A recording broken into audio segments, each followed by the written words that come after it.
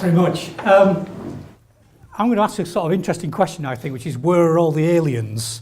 I am a scientist, I'm not crazy, but I actually think maybe there are aliens around. I want to sort of convince you that this is a worthwhile scientific question to ask.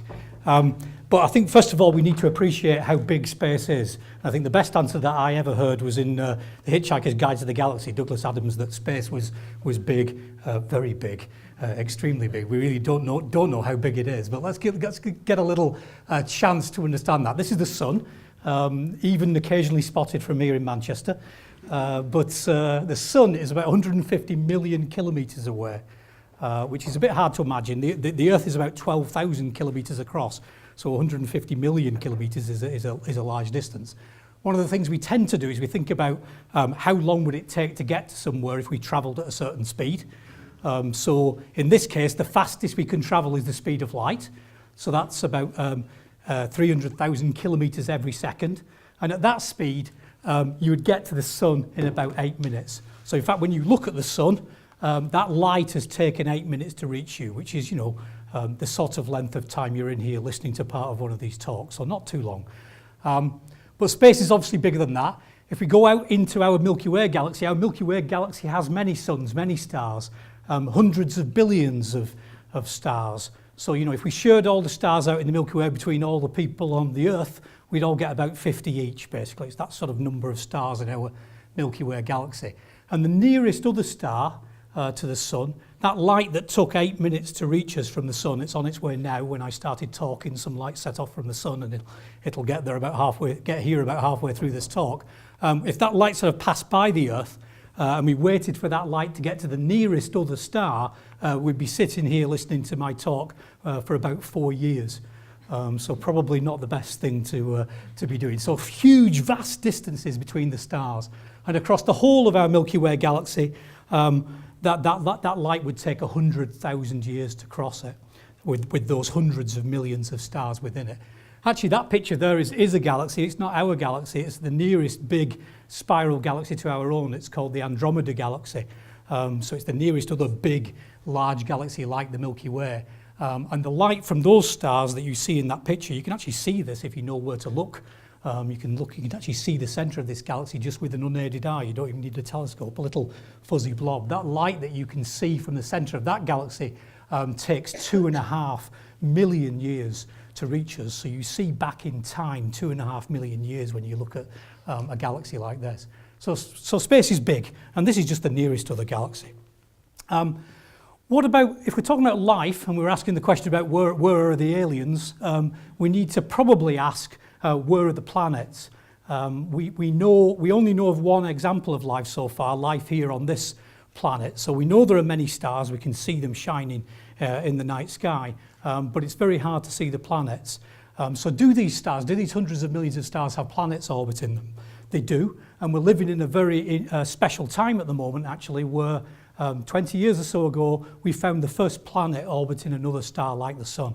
And I looked up what the number was yesterday, and the number now is 1,642 confirmed planets orbiting other stars. So that's just the ones we found.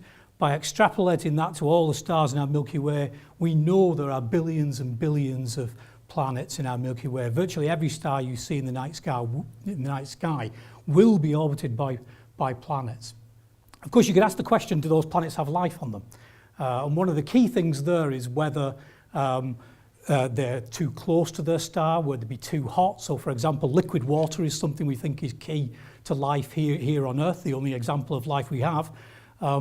So if you were too close to your sun, it would be too hot. That water would evaporate. If you were too far from your star, from your sun, then you would actually find that water would freeze, and so you wouldn't have the liquid water, which we think would be essential for all the sort of biochemistry to go on that keeps us, that allows us to be alive, to allow us to have life on Earth. Again, looking at what we found in our Milky Way alone with these, 1,500 confirmed planets so far, we know there must be billions of so-called habitable planets just in our Milky Way galaxy. not in the Andromeda galaxy, the one I just showed you, this other galaxy, and not in the 100 billion other galaxies that we can see in the observable universe. Just in our own, there must be billions of habitable planets, potentially habitable planets. In other words, ones that are not too close to their star, not too hot, not too far away, not too cold, so they've got liquid water. Now, have aliens visited Earth? Who thinks aliens have visited the Earth? Oh, nobody's daring to put their hands up. Okay, there's quite a lot of people around the planet who do believe aliens visit the Earth and visit the Earth all the time, and indeed claim to have met them. But I don't think there's actually much good evidence for that. But it's sort of an interesting question. You know, might they have done? We've only been around for modern humans have not been around for that long at all in terms of the history of the planet, just a few 100,000 years. So might aliens have visited the Earth at some point? Well, here's an interesting sort of thing to think about, and it's something we might do in the future, which is to send out a fleet of what are called von Neumann probes. They're space probes that you send off, and they go out to search around other stars to see what they can find around other stars. We've just discussed the fact that these stars are very far away. Even light takes 4 years to reach just the nearest other star.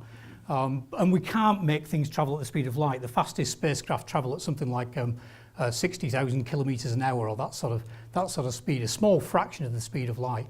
So imagine sending out one of these space probes. It's traveling that's a fraction of the speed of light. That's the sort of speed we can send things out at the moment.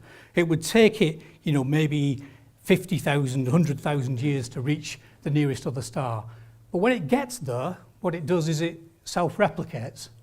So it gets there, and maybe along the way it gathers material. It gathers material from the stuff between the stars, and maybe when it gets to a planet around one of those stars, it gathers more material, and it builds a copy of itself. And then actually those spacecraft set off again, and they head off in different directions, and they go to the next other stars. And when they get there, each of those self-replicates and sends off again. This is not, it sounds a bit like science fiction, but in fact it's possible to imagine that we would be able to do this in the not too distant future. And again, if you work out how long this takes, you can calculate how long this process would take. You could actually explore the whole galaxy in less than 100 million years. Now, to an astronomer, that sounds quite quick. Because the Earth is about 5 billion years old, 4.5 billion years old, 4,500 million years. This was less than 100 million years, and you can speed it up by making multiple copies or making them travel a bit faster. So this is actually short on the lifetime of a planet like the Earth or on the lifetime of the stars that are in the galaxy. So if you imagine that there might be life on these other planets that might be doing this, one interesting question is, where are the aliens? If there had been a civilization before us that were able to do this, might they have done this?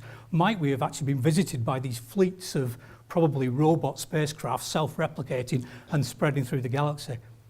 We haven't seen any evidence for that, but it's an interesting question. We've not been here for very long in the history of the Earth. Is it something we should be looking for? It's called the Fermi paradox. If aliens exist, where are they?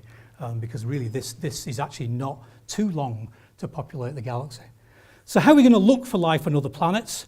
One of the ways to look for intelligent life, and I'm only going to talk about intelligent life here, and that's because we know that on the history of life on Earth, most of that time life was bacterial life, so it was basically microbes for billions of years before it evolved into anything complicated like plants or animals or even intelligent life like us.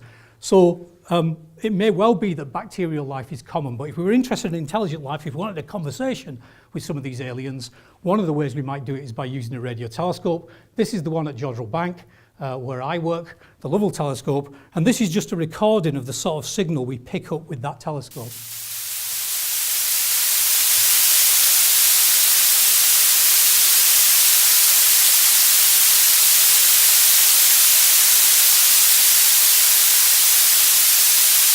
Obviously, as a radio astronomer, I could listen to this all day.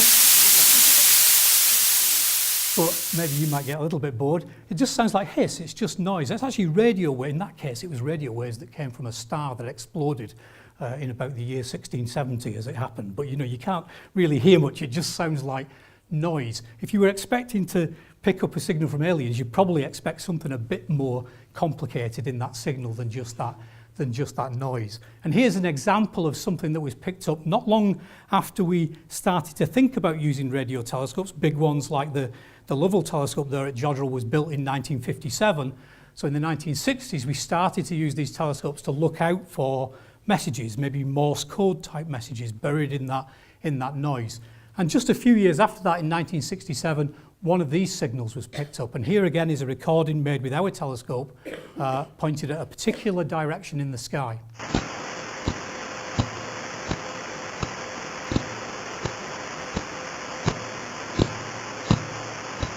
So this is a bit of a surprise. If you've been used to hearing the noise, the hiss, to see the regular radio flashing of an object in the invisible sky would be quite a surprise. And actually that first object that was discovered by Jocelyn Bell at Cambridge University in 1967, that first thing was called Little Green Man 1, LGM1 they called it, because they thought, you know, this is possibly an alien signal. We actually now know that the remnants of exploded stars, the things called pulsars, very exotic objects that we use to test our understanding of physics and Einstein's theories of gravity. So not aliens, perhaps sadly, but exciting for physics all the same. What do we do with other telescopes? Well, we use telescopes like this one. This is the Arecibo telescope. This is a massive radio telescope, the world's biggest radio telescope. It's in a valley in Puerto Rico. It's 300 meters in diameter. That makes it 4 times the size in diameter of the Hubble telescope at Jodrell Bank, a huge telescope. That's used for lots of different things, but one of the things it does is a project called Serendip, which some of you might know as SETI at home. You can download a screensaver for your computer and it will basically process data looking for these sorts of extraterrestrial signals being picked up with a radio telescope like that one. Another radio telescope around the world has done and is doing this sort of work is the Green Bank telescope. This is in West Virginia. This telescope is about 100 meters in diameter. These large telescopes collect lots of radio waves. They see, or they hear very faint things coming from the distant universe. And so these are the sorts of things we might be interested in using to pick up extraterrestrial signals. And this one's been used to search out look in the direction of those planets that we know of. The Parkes telescope here is in Australia. Again, this telescope and the Green Bank telescope are involved in a new project looking for these extraterrestrial signals called the Breakthrough Listen project.